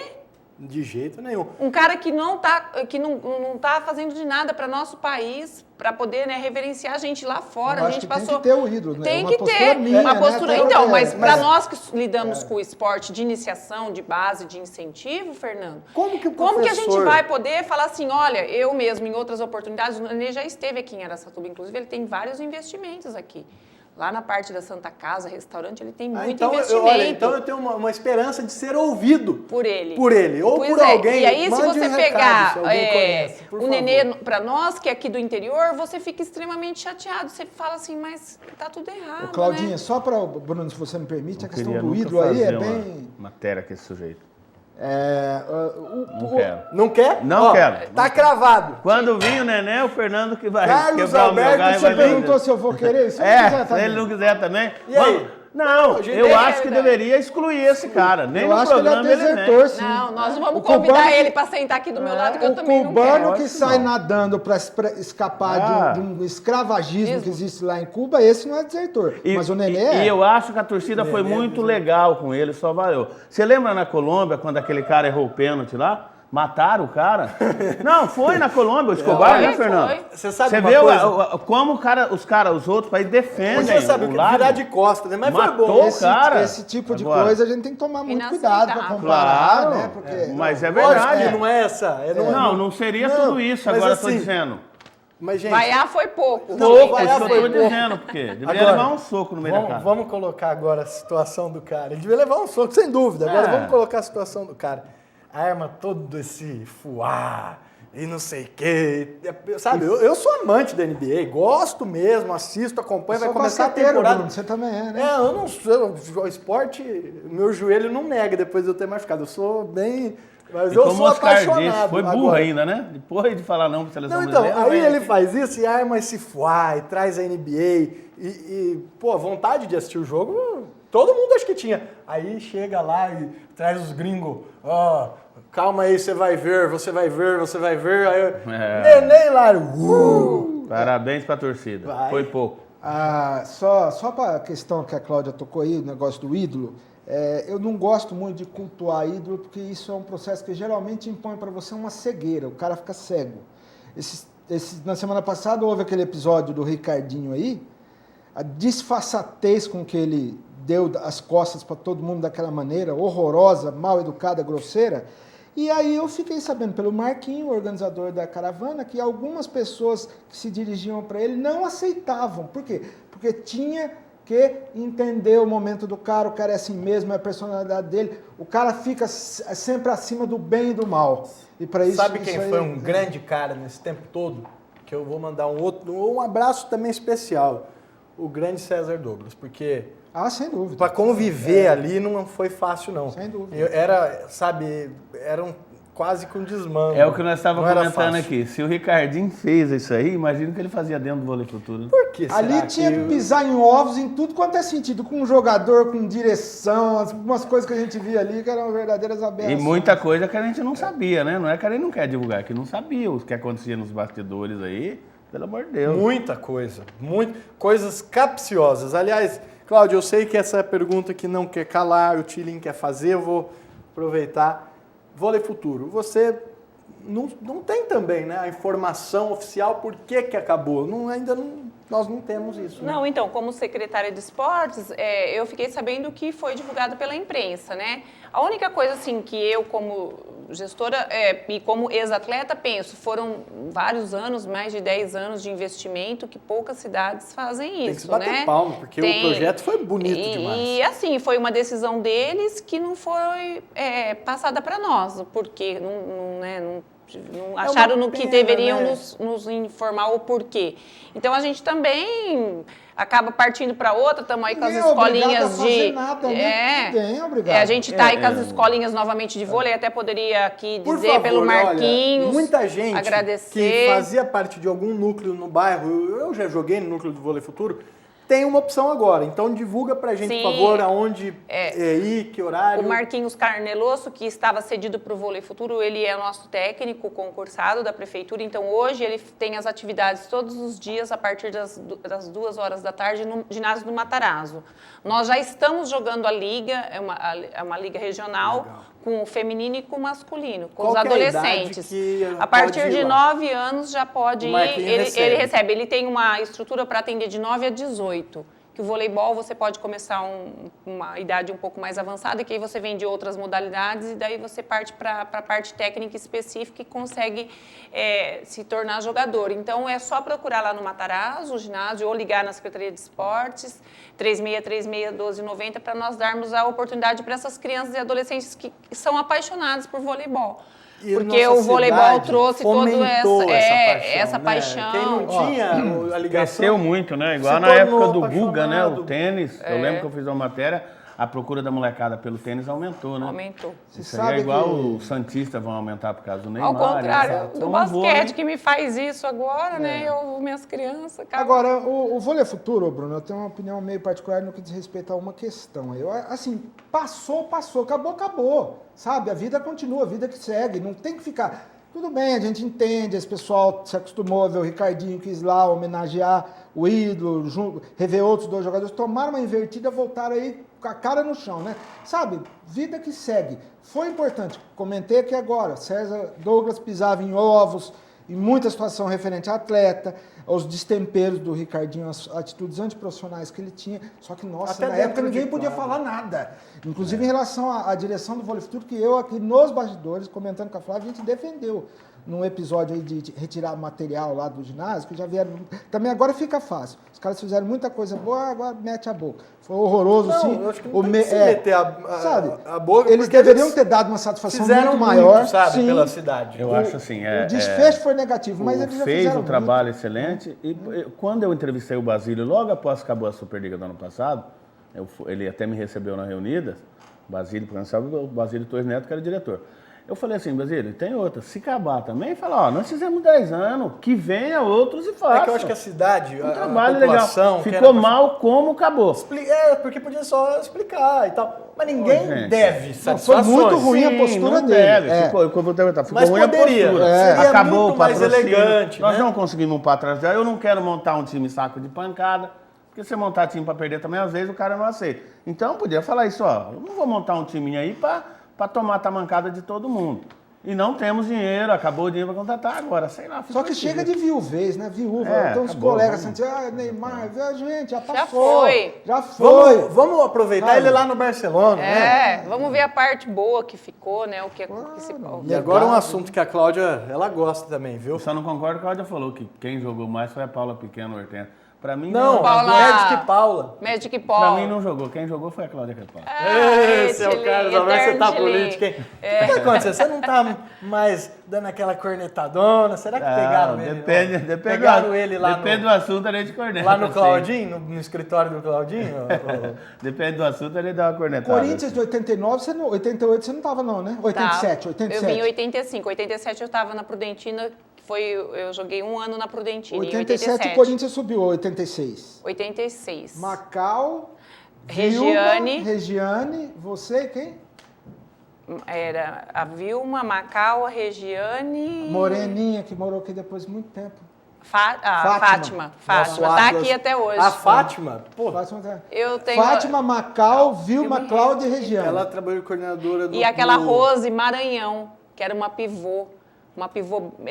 Ela jogou na Prudentina, ela fez parte, essas 5 eram titulares, a gente vinha no acompanhamento, era a Rose Maranhão, eu não era titular. A Rose, eu não lembro da Rose. O técnico de 85 era o Nelson Luz, o morto. Era aquele time do Corinthians, eu tenho a camisa até hoje, com o Corinthians, o símbolo, uma camisa branca riscadinha.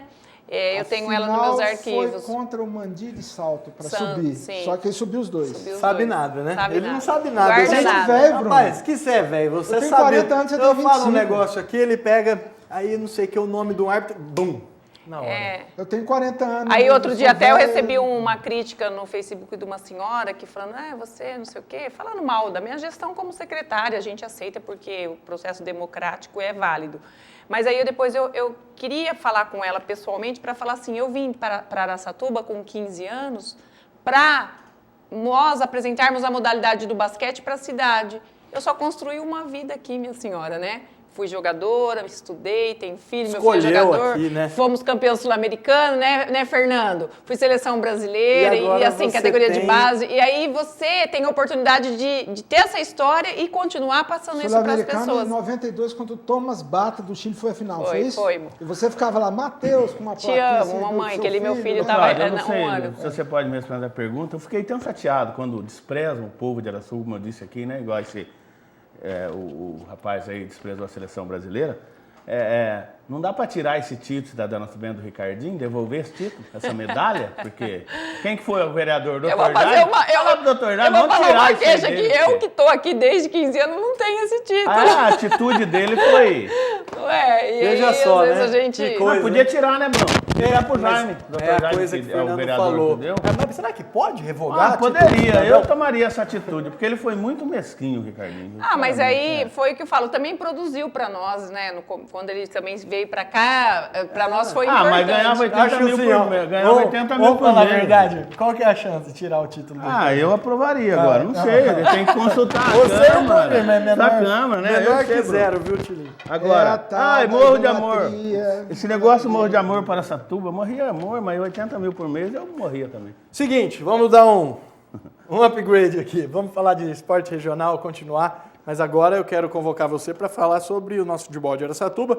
Carlos Alberto Tilim e a Copa Lalo, os destaques direto da Arena Mael. Rapaz, a Copa Lalo, que a Secretaria de Esporte nos apoia, tem que agradecer muito. O São José está em festa. Ontem a festa na favela deve ter ido até de madrugada.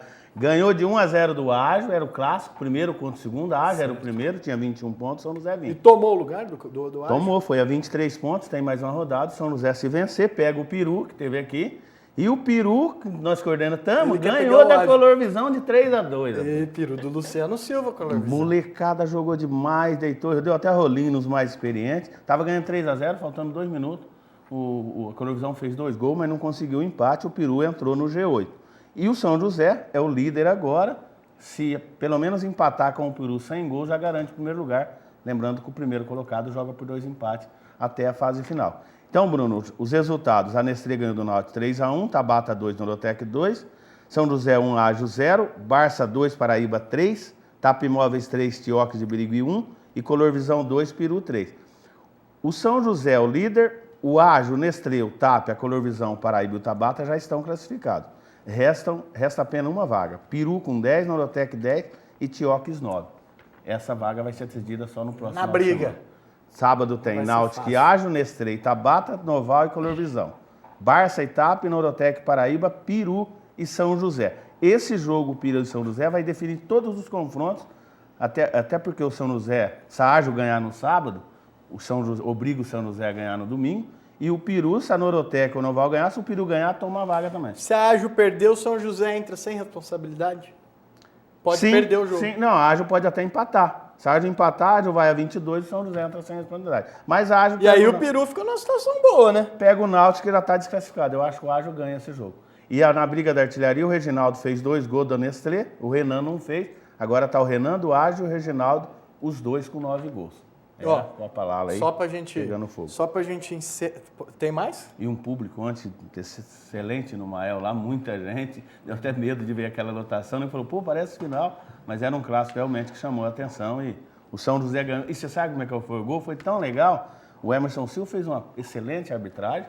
E o gol, o AD bateu do meio de campo e o goleirão foi pegar, bateu na mão dele e entrou. Pegou muito, mas infelizmente tomou um frango, uma bola, coitado. O goleiro... E foi fatal para decidir o jogo.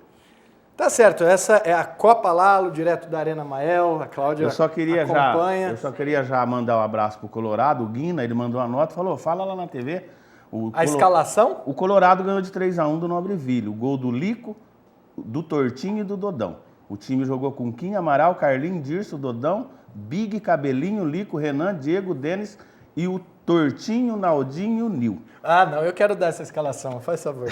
Faz favor. Está na pedra, qual que é o time? É Kim, Amaral, Carlinho, Dirso, Dodão, Big, Cabelinho, Lico, Renan, Diego, Denis, Tortinho, Naldinho e Nil. E essas escalações são a nossa delícia da semana, ver os nomes dos caras. Demais, né? Então tem lá, desculpe, comentei com o Tilene, perguntou, mais ou menos assim, né? Então tinha lá, enfermeiro. Enfermeiro. Assim, o cara que foi mandar pro jornal não sabia direito como que é aquele rapaz. Ele é trabalha lá enfermeiro. no hospital, enfermeiro. Trabalha no hospital. O estrangeiro. Devia ser um intercambiário aí que entrou lá para bater uma bola, né? E o Ricão também, que sempre assiste o nosso programa, o pessoal lá, ganhou do Oriente Móveis. Esse jogo foi lá no Mael, 4-1.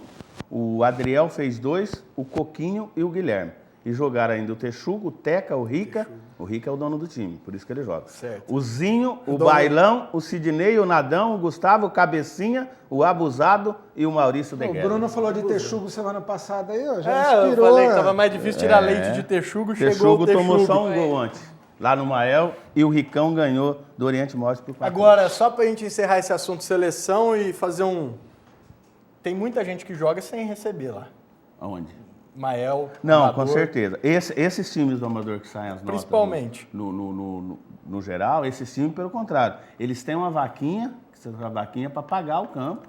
Não tem caráter competitivo. Me fala, não, mas vamos né? pensar, no Mael lá tem quem jogue. Não, no Mael recebe. Não, mas tem quem jogue por gosto. Também tem. Você pega esse time do Barça, esse do Náutico. Vamos colocar esse time aí. Que hora que o cara tem que acordar no final de semana, no primeiro jogo? O primeiro jogo tem que estar em campo 9 horas, ele tem que acordar no domingo pelo menos 8h15, até chegar lá. Ou antes. Pra soltar e tal. O cara acorda domingo, depois de trabalhar a semana toda, joga com gosto, joga pelo time do bairro. Com certeza. Com vontade, dá o sangue. E aí o cara, pra seleção brasileira, fala que é coisa pequena. Gente, vamos pro intervalo, daqui a pouco a gente volta pro último bloco aqui do Esporte ao Vivo. 7h52, Cláudia Crepaldi, Fernando Lemos, Carlos Alberto Tilim e o Esporte ao Vivo, que daqui a pouco volta com muito mais pra você. Até já.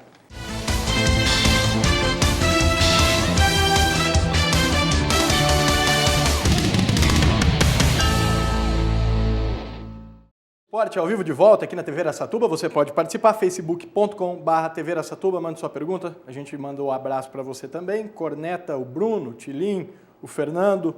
Manda um abraço para a Cláudia. Fique à vontade. Você também pode assistir as nossas reprises no youtube.com/TV Araçatuba e na nossa programação também. Agora eu vou falar de um assunto que muito interessa a Carlos Alberto Tilim, o time do Santos. Rapaz, o Santos... Só foi você falar mal aqui que começou. Agora, vamos ver as imagens aí, jogo contra a Ponte Preta, e o Montijo fez um golaço. Primeiro foi um lançamento do Montijo. O Montijo tá na hora de começar a jogar também, né? Porque o que ele jogava no Cruzeiro e no Santos ainda, né, Fernando? Não sei a sua opinião, acho que começou a jogar agora, né? Ele ficou uns 6 meses aí só enganando. E é um cara que pode fazer a diferença. É outro jogador que tem problema médico também. Eu acho que ele faz a diferença, é um craque. E o Santos ganhou, acho que essa vitória aí, 39 pontos, se eu não me engano, né? Eu acho que não cai mais. Não, mas de olho até no G4, né? É muita pretensão, viu, Bruno? Eu acho que o Santos não tem time para isso, não. Pode chegar, que é aquele negócio. A gente pensa uma coisa, aí a gente vai ganhando, vai empolgando e tal, mas o Santos ficar no bloco intermediário aí tá bom demais. Precisa chegar no Tá cada vez mais difícil fazer previsão nesse Brasileirão, hein? Verdade. Tirando o Cruzeiro, né? Do G4 e do zona de rebaixamento, 6, 7 pontos, é um negócio esquisito. O Cruzeiro fez a diferença aí, né? Aquela história, tem gordura para queimar, né? Tava muito na frente, perdeu 2 jogos, ficou 2 rodadas sem pontuar e ainda tá 10 pontos. Tá igual o Palmeiras, né? Palmeiras quando ia, né? Perdia. Vamos aproveitar, eu vi o técnico Claudinei Oliveira, que falou depois da vitória, tá conseguindo fazer o time engrenar, vamos dar uma olhada. Primeiro tempo equilibrado, né? Nós tivemos algumas chances, a Ponte também, fomos premiados com o gol do Everton aí no final do primeiro tempo, né? A bola bem batida pelo Montijo ali, o Everton tem um tempo de bola muito bom. Viemos ganhando o jogo, a única alteração que eu pedi, a gente pediu que a equipe continuasse marcando pressão, a saída de bola lá, principalmente a bola parada da Ponte, né? O tiro de meta, os laterais no campo da Ponte, a gente adiantasse a marcação. Mas quando por acaso a gente tirasse uma bola longa e o zagueiro dominasse a bola com tranquilidade, que o Montijo não fosse marcar os zagueiros, ficasse ele e o Cícero em cada volante, até porque a gente não precisava mais dividir, porque a gente vinha ganhando o jogo, não tinha necessidade de fazer essa divisão, a gente estava marcando mais pegado e mais colado ali nos adversários. Falando aí depois da vitória do Santos, eu vou aproveitar e chamar a tabela de classificação. Vamos ver na tela aqui como que está o Campeonato Brasileiro. Em primeiro lugar vem o Cruzeiro, 59 pontos, uma vantagem de 10 para o Botafogo. Depois vem o Grêmio empatado, com 49 também. Em quarto, o Atlético Paranaense fechando o G4. Em quinto, o Atlético Mineiro já está classificado para a Libertadores. Vitória, Internacional e Goiás com 40 pontos. Aí vem o Santos em nono com 39. Você vê aí que tem 9 pontos a diferença entre o Santos e o primeiro do G4. Flamengo é o 10º, deu uma melhorada. O Flamengo que parecia que ia para o rebaixamento. Vamos virar a página e falar do Corinthians, que é o 11º. E o meu diretor do programa, o Guga, me deu um dado importante aqui. Há 50 dias, 52 ou 50, Guga? 50 dias o Corinthians não faz um gol televisionado, pelo menos na TV aberta, vamos supor. Para quem não tem TV por assinatura, esses canais pagos, faz 50 dias que não vê um gol do Corinthians. E é um feito histórico que só dá Corinthians na TV aberta, né? Passa bastante, né? Então, tá aí o Corinthians, por isso está em 11º, na segunda página da tabela já. Bahia vem na sequência, depois Fluminense, olha essa turma aí.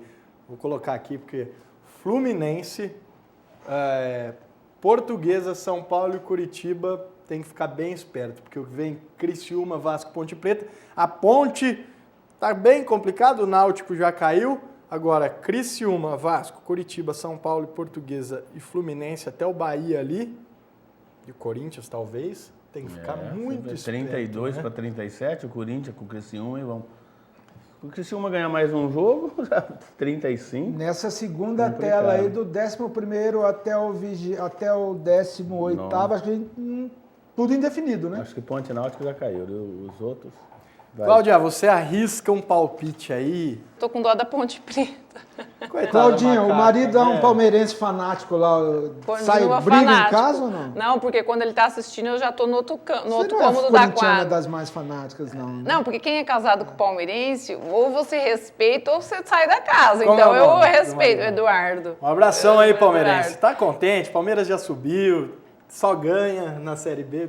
Mas é o que você falou, Fernando. Eu não sou fanática porque fanatismo realmente não é bom, né? Então eu torço, mas... O meu amigo Fazendinha, que é palmeirense, ele falou, não, Palmeiras que tá melhor que tudo, porque nós já estamos na Série A e o Santos, o Corinthians, o São Paulo tá correndo a gente cair. Então nós estamos melhor que todo mundo. E é verdade, né? É verdade. Olha, mas sabe essa questão de fanatismo? Eu não sou fanático, sou apaixonado pelo esporte. Porque o fanático, ele é cego. Você tem razão, ele vai no estádio, faz bobeira. Mas olha, gente, a gente ainda tem uma matéria, mas é uma matéria especial, então eu quero dar os destaques finais, agradecer, aproveitar e mandar os meus abraços aqui. Galera que acompanha a gente, primeiro DJ Durley, que ajuda a gente, um abração para ele, um abração para a equipe da TV Araçatuba, que ajuda não, que faz o programa, né? Que eu aqui, coitado, se não fosse essa galera, eu tava enrolado. DJ Durley, Eliésio, corintiano, filho dele, o Rodrigo também é corintiano. Eliésio, um abração, cara, o cara... é fã do programa e fica louco quando o Corinthians não faz gol, quando o Tite coloca o Corinthians na retranca. Fábio Astolfi, um abração também. Márcio Cânova, fisioterapeuta. E um cara que tá mandando um abraço para você e quer que eu mande um abraço para ele. São Paulino Roxo, Ricardo Giacomo, Ricardo Ferracini. Mandou um abraço para você. Grande amigo. Já mandei alô para ele aqui no programa também. Pessoa de altíssima qualidade, era um grandíssimo jogador de futsal. Telespectador do jogador do nível de Vinícius, Lenísio, jogava naquela turma lá no Colégio das Freiras. Já teve um timaço, fui contemporâneo. Eu jogava com eles, mas assim, só para fazer número, né? Porque não tinha como... Para aparecer na foto ali. Cláudia, muito obrigado pela sua presença, foi um prazer muito grande. Eu quero agradecer, parabenizar. A dificuldade, eu imagino que seja muito grande na pasta de esporte, mas... o trabalho está sendo bem feito e agora a gente torce para Araçatuba nos Jogos Abertos, direto de Mogi das Cruzes. É isso? Eu confundo Mogi Mirim e Mogi das Cruzes de um jeito que é brincadeira. Obrigado, mãe. Fique à vontade. Eu agradeço a oportunidade, a todas as pessoas que assistem essa televisão, ao meu amigo Tilinha aí, 25 anos já de carreira aqui, jornalística, ao Fernando Lemos, que é um grande jornalista também, um amigo, a oportunidade, né, da gente estar aqui podendo falar do esporte da nossa cidade, nós que fomos esportistas aí, amamos o esporte, e dar pitaco nas outras áreas, né? Muito legal. Que é fácil, é gostoso, mas você também vive o momento do Brasil, eu acho que nós temos que apoiar o esporte a cada dia. Eu acabei de vir de Brasília, consegui recurso aqui para o município, que é um centro de iniciação ao esporte, viu, Tilim? que vai ser anunciado, que posteriormente a gente vai dizer, do lado do country, é um investimento de 4 milhões, vai ter uma pista de atletismo para iniciação esportiva. Muito legal. Então, para nós que estamos descobrindo talento aqui no projeto Correndo para a Vida, começamos com o trabalho de atletismo, já temos meninos, a Folha da Região noticiou aqui o medalhista nosso segundo do estado, tem só 16 anos. Então, assim, é uma honra. Eu sei que como gestora nós não conseguimos agradar a todos, mas eu sempre procuro fazer o meu melhor. Isso até passou ao largo do programa, viu, Bruno? Eu faço questão de frisar. Tem algumas coisas aí de gabinete que a gente precisa noticiar. A Cláudia teve recentemente com o Aldo Rebelo, nosso ministro do esporte, né? E haverá algumas conquistas aí. A Folha da Região em breve vai entrar nesse assunto e aqui no programa tenho certeza que também você vai abrir o espaço. E você acabou de anunciar aí esse investimento numa parte da cidade que está em crescimento, né?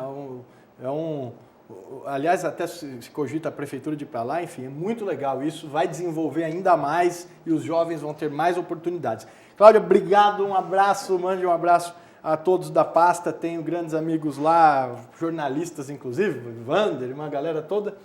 Tilim, obrigado, meu irmão, foi um prazer e fique à vontade aí que você tem uma lista de galera que está assistindo. A Camila aqui, que é a nossa recepcionista, falou, não perca o programa de vocês. Um beijo pra você, ela quer São Paulina, tá trabalhando ali agora. Semana passada ela me ajudou bastante, porque onde eu precisava ela abrir a porta, eu tava de muletinha. Um abraço pra Camila, que ela é São Paulina. Certo.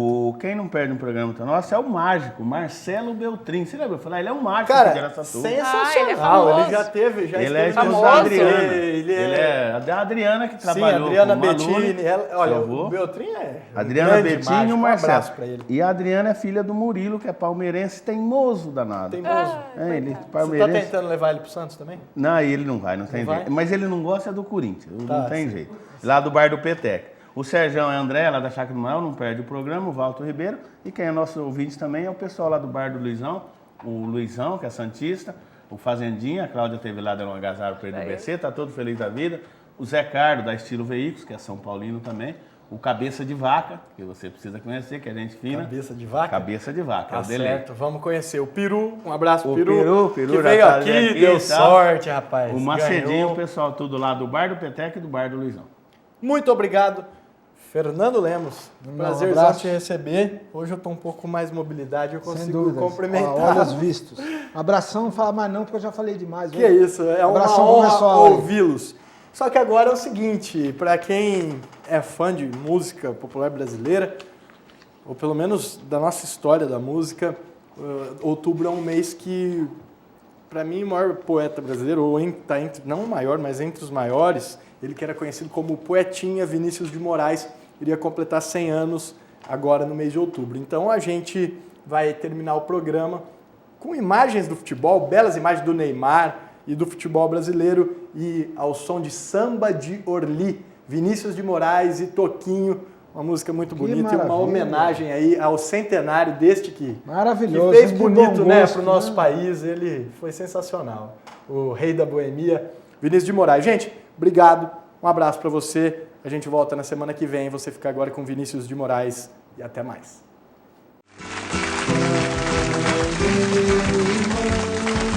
Pega esse avião, você tem razão de correr assim desse frio, mas beija o meu Rio de Janeiro antes que um aventureiro lance mão.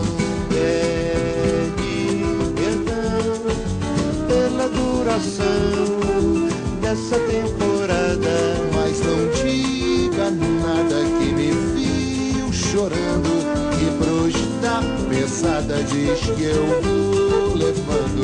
Vê como é que anda aquela vida à toa, se puder me manda uma notícia boa.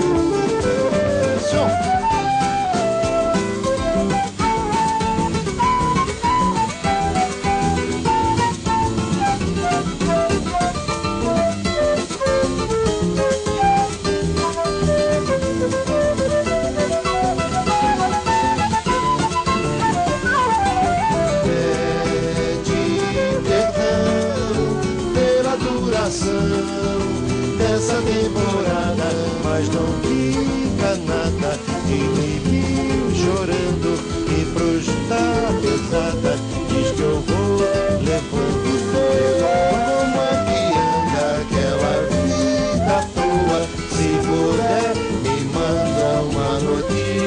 dia boa.